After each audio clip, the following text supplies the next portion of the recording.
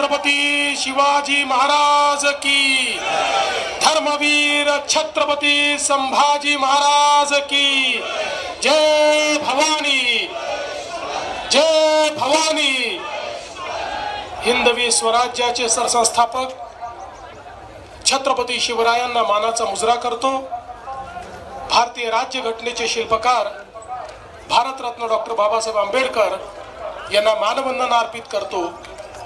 आज छत्रपती शिवाजी महाराजांचा जन्मोत्सव साजरा करण्याकरता मंचावर उपस्थित असलेले आमचे सहकारी राज्याचे उपमुख्यमंत्री माननीय एकनाथराव शिंदेजी, माननीय अजितदादा पवारजी, सांस्कृतिक कार्य मंत्री आशिष शेलारजी, शरददादा सोनावणे, बापूसाहेब पठारे, अतुलदादा बेनके, आशाताई बुचके, सत्यशीलजी शेरकर, विजयजी घोगरे, नवनाथ घाडगे, बाळासाहेब मुळे, जितेंद्र डुडी, सुनील फुलारी, गजानन पाटील, अतुल चव्हाण, ज्यांना पुरस्कार मिळाला ते बाळासाहेब दांगट, डॉक्टर अमोल डुमरे, जालिंदर कोरडे, रामभाऊ पाडमोडे, राजाभाऊ पाडमोडे, या ठिकाणी उपस्थित तमाम शिवप्रेमी भगिनी आणि बंधूंनो, आज सर्वप्रथम जगभरातील शिवप्रेमींना छत्रपती शिवरायांच्या जन्मोत्सवाच्या मी मनापासून शुभेच्छा देतो। खरं म्हणजे आजपासून 5 वर्षांनी छत्रपती शिवरायांचा 400वा जन्मोत्सव आपण साजरा करणार आहोत आणि त्या निमित्ताने आपण या शिवनेरीवर आल्यानंतर इथल्या मातीमध्ये आपल्याला स्वराज्याची जी स्फूर्ती मिळते, स्वराज्याचं जे तेज मिळतं, ते तेज घेऊन महाराष्ट्राची सेवा करण्याकरता आम्ही सर्व लोक या ठिकाणी येत असतो।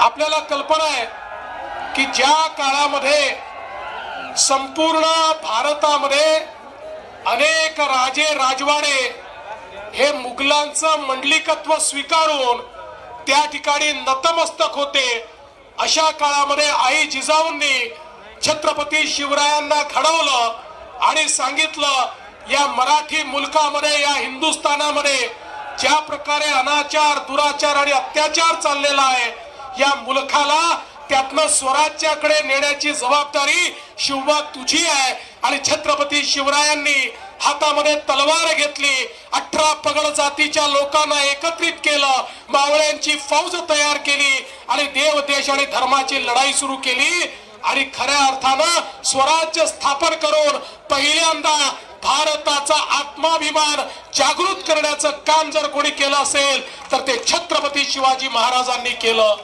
आज स्वतंत्र भारत आपण पाहतोय, आत्माभिमानी अशा प्रकारचं 140 कोटी लोकांचा हा देश आपण पाहतोय। याच्या पाठीशी जर कोणी असेल तर ती छत्रपती शिवरायांची प्रेरणा आहे आणि म्हणूनच छत्रपती शिवराय हे आमचे आराध्य दैवत आहेत आणि त्यांनी राज्य कारभार कसा चालवायचा याची जी मानकं सांगितलेली आहेत, आपल्याला कल्पना आहे ते केवळ योद्धे नव्हते तर ते उत्तम प्रशासक होते।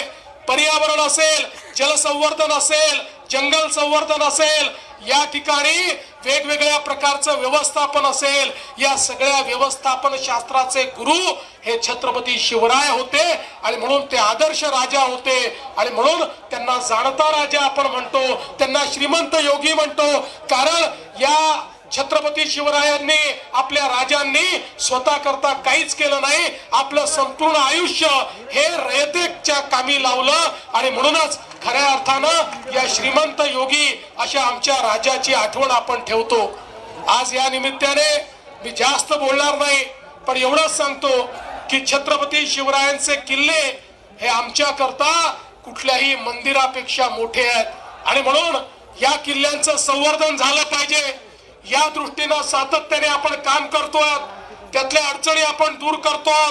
स्वराज्याची राजधानी रायगड या ठिकाणी अनेक कामं आपण सुरू केलेले आहेत, शिवनेरीचं रूप आपण पाहतोय, याच्यामधल्या अडचणी आपण दूर करतोय। मला सांगताना आनंद वाटतो, आता आपण एक टास्क फोर्स तयार केलाय आणि शिवाजी महाराजांच्या किल्ल्यावरची सगळी अतिक्रमण काढून टाकण्याचा निर्णय आपण घेतलेला आहे. काही झालं तरी अतिक्रमण त्या ठिकाणी राहणार नाही. यासोबत ज्याचा उल्लेख माननीय शिंदे साहेबांनी केला, देशाचे प्रधानमंत्री माननीय नरेंद्र मोदीजी यांनी युनेस्कोची एक कॉम्पिटिशन होते, त्या कॉम्पिटिशनच्या माध्यमातून ते जगातले वारसा स्थळ हे त्या ठिकाणी नेमतात, ज्याला जागतिक वारसा म्हटलं जातं. अशा कॉम्पिटिशन मध्ये भारताच्या वतीनं माननीय मोदीजींनी छत्रपती शिवाजी महाराजांचे 12 किल्ले हे त्या ठिकाणी नॉमिनेट केलेले आहेत. आणि आता आमचे सांस्कृतिक मंत्री आशिष शेलारजींच्या नेतृत्वात पुढच्या आठवड्यामध्ये युनेस्कोच्या संपूर्ण टीम समोर जगातले वेगवेगळे देश प्रेझेंटेशन करणार आहेत.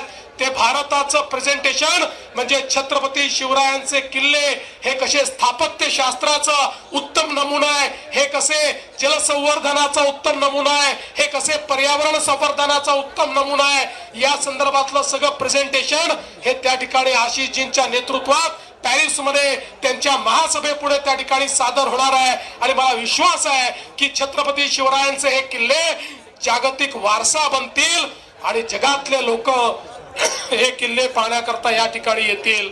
या निमित्ताने मी शरददादा तुम्हाला आणि सर्वांना सांगू इच्छितो की जे मुद्दे तुम्ही मांडलेले आहेत ते महत्वाचे आहेत.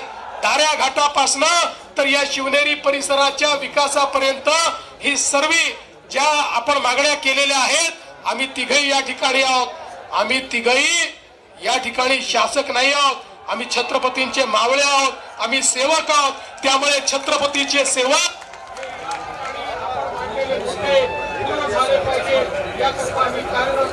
हा विश्वास व्यक्त करतो. पुन्हा एकदा चारही पुरस्कर्त्यांचं मनापासून स्वागत करतो, अभिनंदन करतो आणि संपूर्ण जगातील शिवप्रेमींना छत्रपती शिवरायांच्या जयंतीच्या शुभेच्छा देऊन माझं बोलणं संपवतो. धन्यवाद. जय हिंद, जय महाराष्ट्र, जय शिवराय.